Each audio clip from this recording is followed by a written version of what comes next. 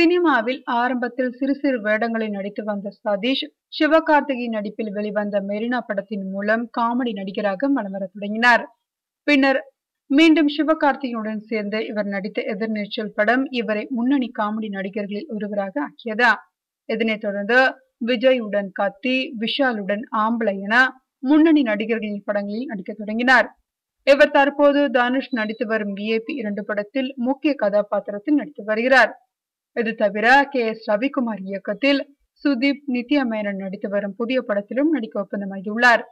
எதிர்நீச்சல், காக்கி சட்டை ஆகிய படங்களை இயக்கிய துரை செந்தில்குமார் இயக்கத்தில் தனுஷ் நடிக்கவிருக்கும் புதிய படத்தில் சதீஷ் மீண்டும் தனுஷுடன் இணைந்து நடிக்க உள்ளார். ஏற்கனவே துரை செந்தில்குமார் இயக்கத்தில் வெளிவந்த 2 படங்களிலும் சதீஷ் முக்கிய கதாபாத்திரத்தில் நடித்திருந்தார். அதுபோல் இந்த படத்திலும் இவருக்கு முக்கிய கதாபாத்திரம் இருக்கும் என்றும் கூறப்படுகிறது.